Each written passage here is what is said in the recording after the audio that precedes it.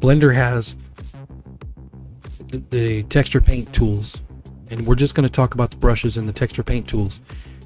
They used to be just a brush, like your main tool was just the one brush, and then all of these were inside the one brush.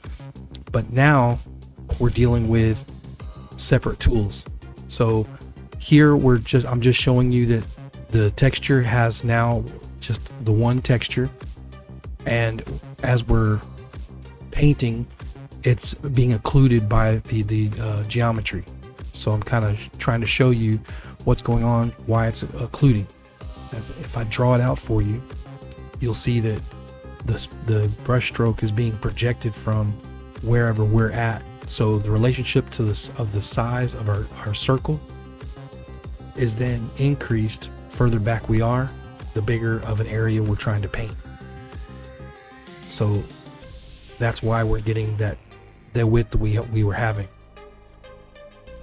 The main thing is to remember that when you're working with your 2D space in the 2D image editor, the pixel size is absolute in relation to the canvas. When you're in the 3D view, it's actually related to how far you're zoomed in or out. So here I put together a comparison. I wanted to show you where the 2D space is with the 3D space, with the difference in the painting. You can see how it lines up. If we paint here in the 2D area, you'll see a big difference in the way it's applied. But also it's a different experience. Now we have different parts of the brush that we need to be paying attention to. So we have to look at what we call fall off, which is the actual outer shape of the brush. Right now I've got it on the default, and it's got a very soft edge. And I'm not gonna lie, most of the time I'm painting, I'm using the soft edge. I'm not doing anything outside with no crazy stuff. But the next one with a slightly higher back has got a little bit better layup if you're doing solids and trying to build them up. And that last one, the constant fall off, is very good for filling in very quickly. Now the pixelation there on the border, it all has to do with what your base texture is. Here I'm painting to a 1K texture, 1024 by 1024. So you're going to see a big difference on the edges. But here I'm showing you that just the fall off itself will change the width of your brush in the 2D editor. If you look at the far from us is the regular default, and it's softened, and the other one is the actual true width, full width of the circle.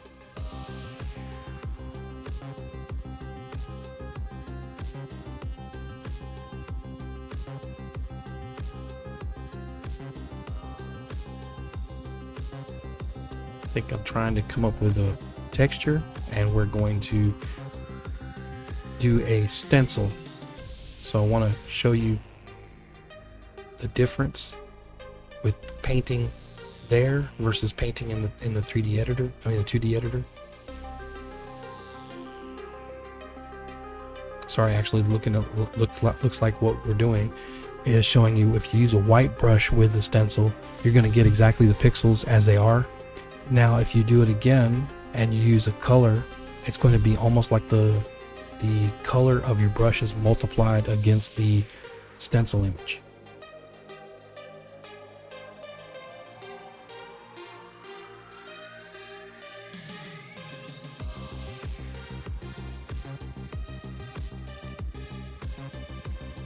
Yeah, I mean, you can use it however you want to. The stencil works in both the 2D editor and the 3D editor, and the reason I bring that up is because a lot of people, when they see the clone tool in the 2D editor, they think it needs to work that way in the 3D editor. But actually, the 2D editor is the behavior is for a clone tool is like what we actually use for the stencil. So here I'm just showing you how you can use the different masks, procedural textures to get a different shape on the tip. And so using that gradient and then pulling the,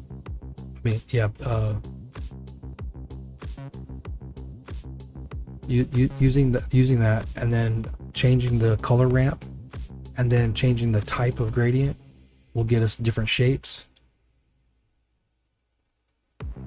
And then I change up what kind of stroke we use with it. We can get a different feel to it too.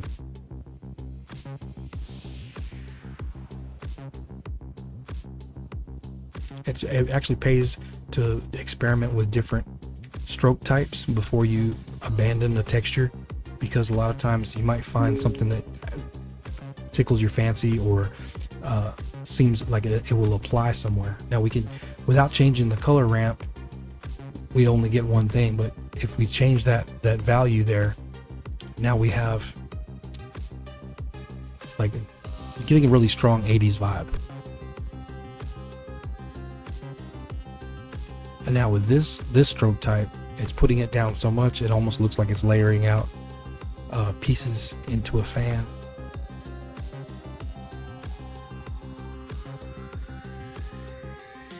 We need to change color so we can see what we're doing, but yeah, that's an interesting effect right there.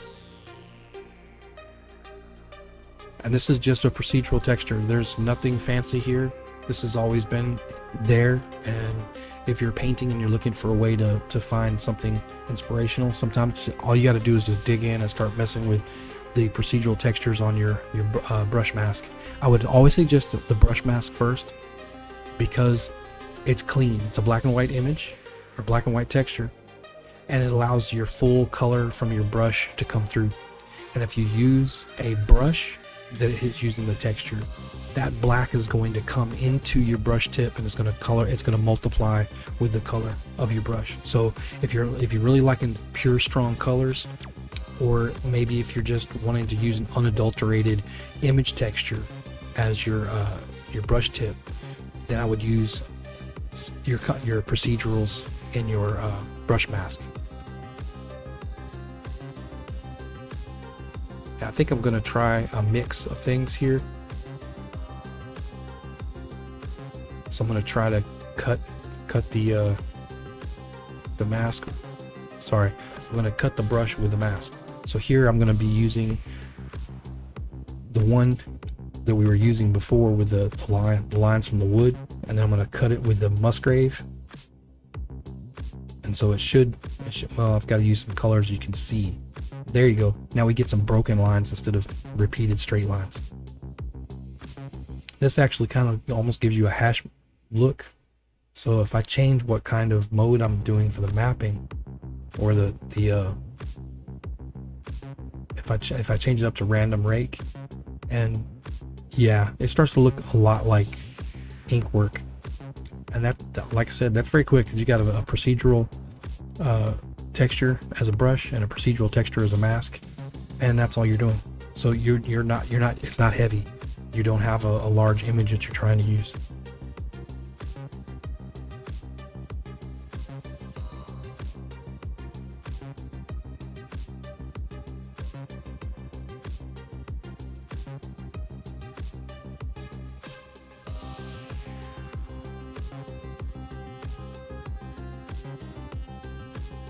Okay, with the soften tool, we're going to need some detail on our monkey. So I'm going to add some colors, and just using that wood texture as a mask, just getting something going on there. It looks pretty nice.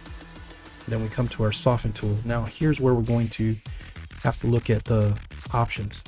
Right off the bat, you can set things to definitely blur. I don't know why they called it a soften tool, but it's basically a blur tool, and you can very easily blur stuff out, and you can get some different effects by, just adjusting everything. Like, the things that can be adjusted have to do with, what you're going to use. If you're going to use a mask through it, here I've switched it up. I've turned it to sharp, and it's not exactly the effect I was looking for, but I'm getting this really crazy tiled looking pixels from the sharpening. So I just went ahead and went with it.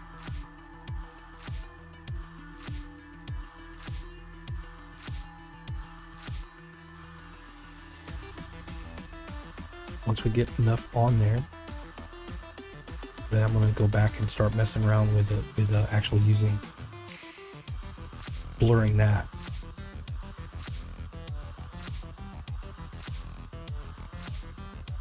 And once I add the mask on there, it's not exactly what I want to do, but then I start thinking what I could do. And this is what it comes down to. Every time you use the tools, you need to find how it works for you on a test, and then save that version of your tool. Because you can have inside there, you can have multiple brushes that are under that tool, and that's the way that works right now. Is that they've been separated, like I said. And here we're going back to blurring what we'd already worked up. We get a little bit of a different color to it.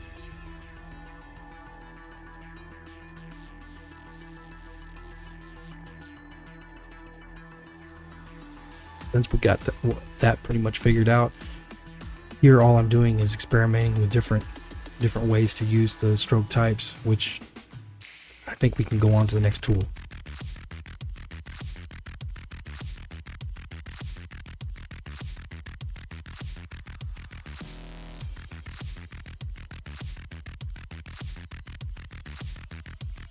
Okay, now we're going to get into the smear tool, which, if you've used any of the editors out there, you've pretty much seen the same basic setup, but the difference is here is that there's different ways to use things like the procedural masks to help do stuff. So I get kind of carried away here with pulling the colors down. It all feels like making like raindrops or sliding paint because of the mask.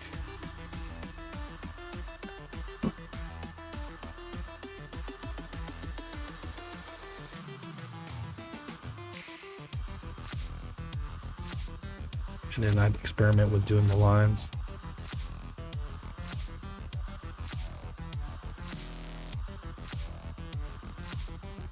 So it's interesting. You can get a lot of different effects from it. The smear tool is pretty interesting.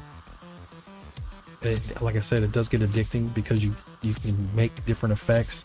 If you want to have something looking like it's been leaking out of the edges of something, especially if you've got if you're working with like at least 2 layers first.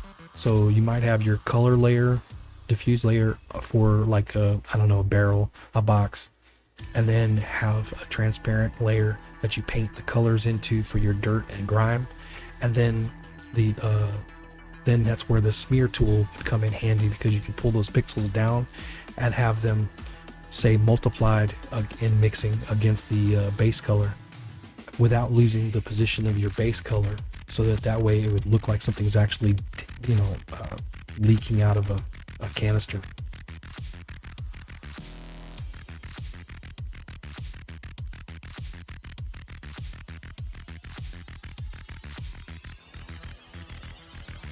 And for our next guest up on the spot, we now have our clone tool. Poor Suzanne lost an eye. We have to make her another one. So I'm just going to look at what my options are here. You do have the ability to clone from a separate layer. So you could load an image, say an image in your node editor. You don't even have to have it actually connected to your shader tree as actually doing anything, but you can actually clone from that source. but it would be lined up to a UV or some sort of texture coordinate, and it's useful to an extent. Okay, so in the 2D editor, this is where the clone tool is a little different. It has two behaviors. 2D, it has basically, it's kind of like using the stencil in a regular draw brush. You open up an image, you find the image you want to clone, and it's really clunky. This is legacy behavior. So here I've got the image, and I'll go back to the one I want to paint, and I'll name that image there, and I can move it around, and yeah, that's pretty much it. Doesn't do much. With a stencil, you can do rotations and scale and all that stuff really easily, and here it's not really that great. The clone tool in the 2D editor is pretty much basically just a stencil map, but it was from way before Google Summer of Code, when we got Sci-Fi working on all the paint tools. And if we go to the 3D view, we're able to do a lot more. So here I'm going to show you this, the regular brush with a stencil.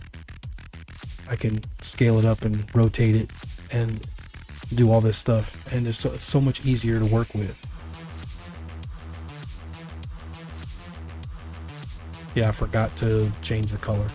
So again, if you're using an image texture as a stencil or as a texture, whatever color you have on your brush is going to I guess multiply it, or is going to colorize it with that color. So you need to use a pure white to get it on there, and it works okay, but that's a stencil, so that's not cloning something from the same image to itself, which, like I said, the legacy behavior is not what the clone tool is in the 3D view.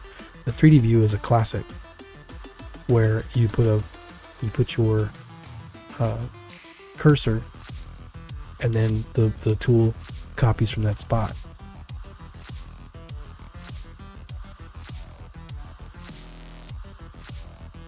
Let's try it out.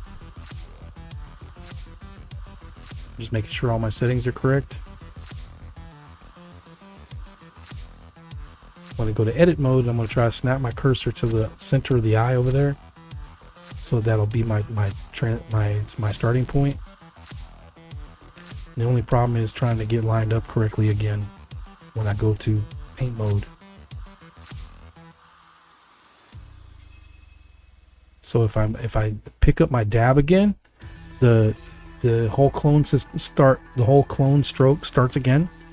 So instead of keeping it as part of the same area and copying the area, it actually literally does it for each dab. So if you're wherever your brush moved to, because it's moved, it's going to change.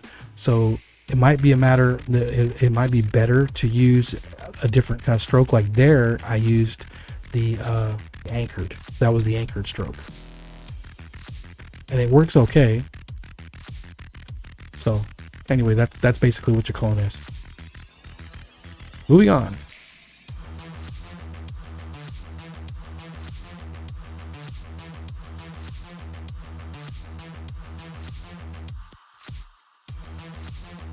Okay, with the fill tool, it's pretty easy to get results. And here we're going to just, if you just click and drag, it'll pull this line with it, so you can change the orientation. I've got it set to mix, so it's pretty much going to colorize everything I do the first time. So if I change the angle, it's going to come in from one side. But the problem with the fill tool is sometimes you get these artifacts. I'm gonna go ahead and show them. If you can see them right there, it just has to do with the way the calculations run, because in the occlusion and the going to have to look.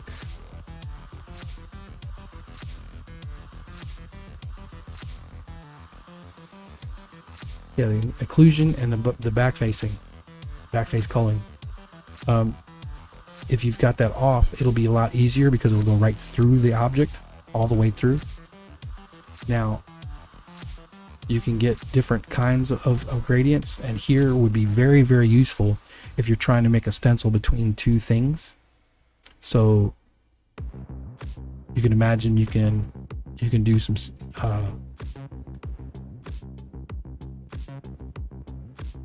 be very easy to do that.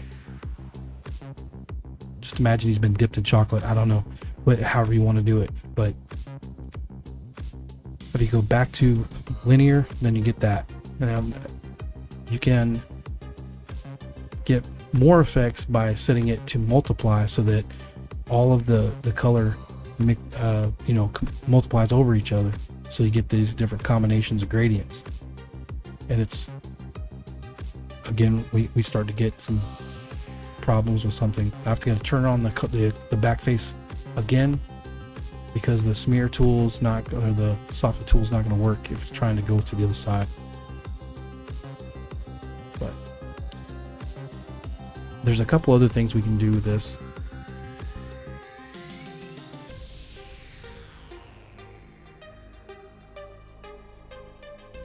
We can turn on our cavity masking.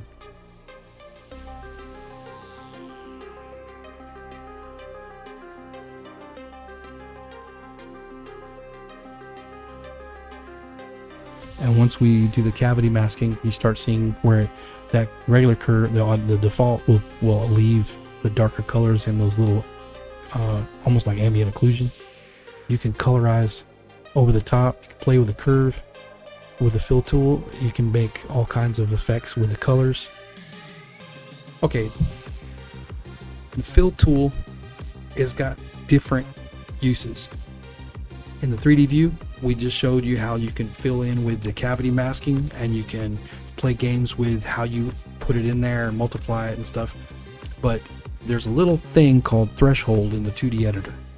There, you can set another color, and you can set the threshold really low, and you can attack just certain parts of your image. Now, if you combine this with the other tools, with like your soften and your smear, you can correct areas in your image texture. Especially if you come across with these problems like I had with the spots coming up. And here I'm going to just play around. I'm going to see how far I can push it, because when the fill goes in with the threshold, it's not going in there with a gradient from the cavity mask. So it's just all or none, and you get these solid hard shapes, which can be pretty cool. And depending on what you're doing, here I got a little over anxious. I wanted to try to see how well I could get those little black spots out. I should just change tools. Just go in, get a regular brush, color pick it, and brush it out. But like I said, over here in the 3D view, the tool, you're not going to see a threshold there. There's nothing there. All you're going to get is your regular fill.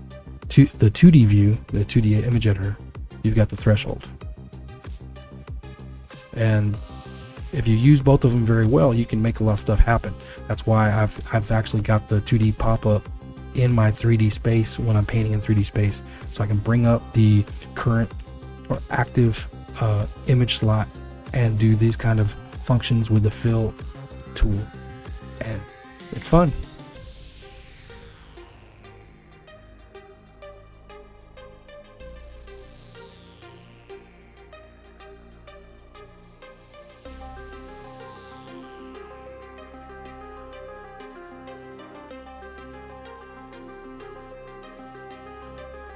Now, the mask tool is a little bit more complicated. One of the things we have to understand is how it works. What it's basically doing is saying, okay, let's use a mask.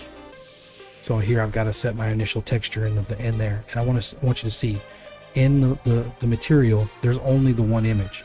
So the mask we're going to create is going to be in the image editor, but it's going to be worked on with a specific tool. The mask tool does an interesting behavior. So you have the ability, it's going to still be a black and white image, but you have the ability to use other images other than just black and white images. And that mask tool, that stencil mask, has to be part of the process. You can't use the mask tool by itself. So you have to set up a brand new image or bring in an image there and apply it to a UV. So you can use the existing UV that's in play for your texturing, or you can set a whole new one depending on what you're doing. So you see it there. Let me go ahead and get rid of the graphic there. So we've got that in there. Let's go ahead and look at what that is. It's a solid black. So I want you to see it when we start working on it. And I'll paint on it. I'll go ahead and make sure that it's as hard-edged of a brush as possible.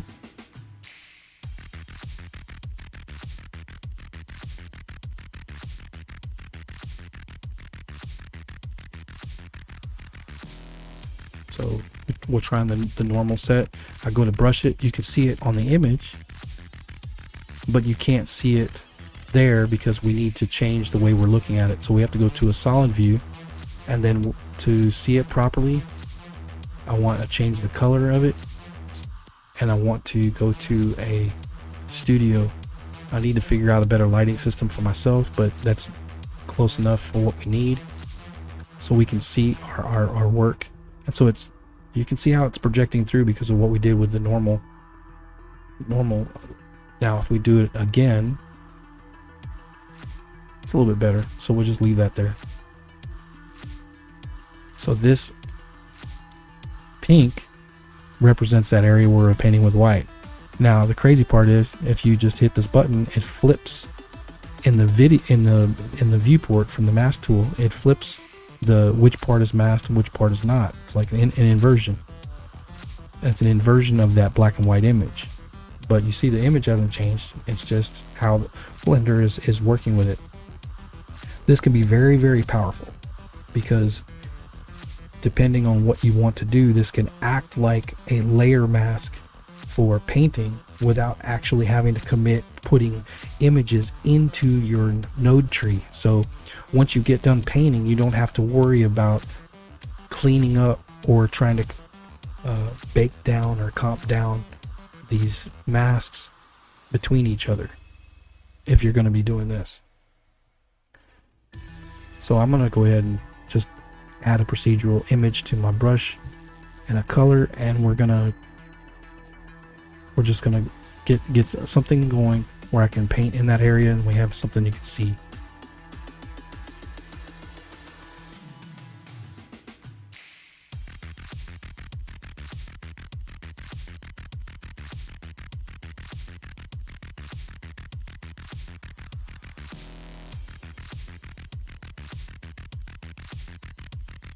And it works right away. And if we go back to looking at it, so you can see it's only done that. It's built-in mask. We painted the mask ourselves, yes, but we can continue to invert back and forth with that mask. We can also set up other masks, and we can change which one we're using. I'm gonna go ahead and reset everything.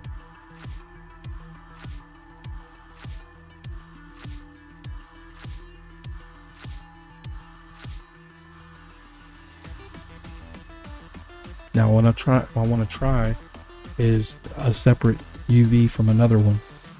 So I'm going to go to the side view, and we're going to use a brush tool to create an image from the side view. So I've made a new UV called side view, and we're going to project from view to bounds, and we should be able to see it once we're working with it.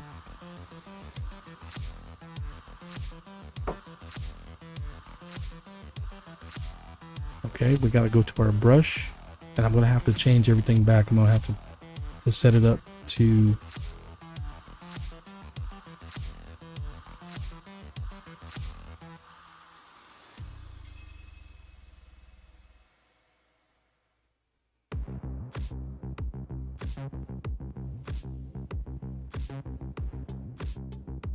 So what I want to do is paint here in the there, but I've got to get back to the white, so I've got to set up another brush.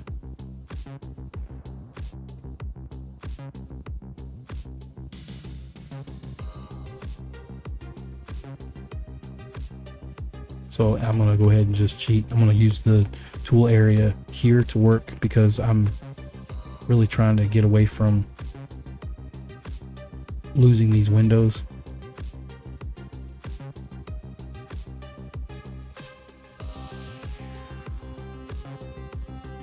I've made a copy of the brush so it's not going to affect the other one I was using. So now you can see that when I put the white down on the image, you're seeing the mask in pink up there in the view. I can go to there and I start to try to do the same thing. I'm like, wait, I haven't changed my tool. I go back to mask. Okay, there we go. It works, and you see the white coming down there into the image. Now the image only exists in the image editor or in memory. It's active right now because we're using it, but it's not part of the chain. If you remember, look over at your node tree. You're not looking at another node being used anywhere in there.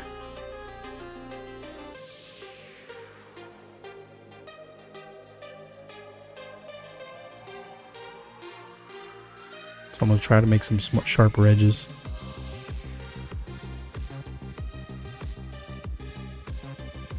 And then I keep hitting the wrong button. But if I can get something nice and geometric here, then it'll be a better idea of what you can do with a live mask on an object. I'm trying to look at the geometry too, because we're looking at the side view. I should be able to see how it lines up. And there you go. We've got it lined up on the side. I'm sure there's plenty of other ways to do this, of course. No problem. I get it. But like I said, this isn't about trying to put a stencil between two images that you've already painted and then trying to get to the result. You're actually using a live mask.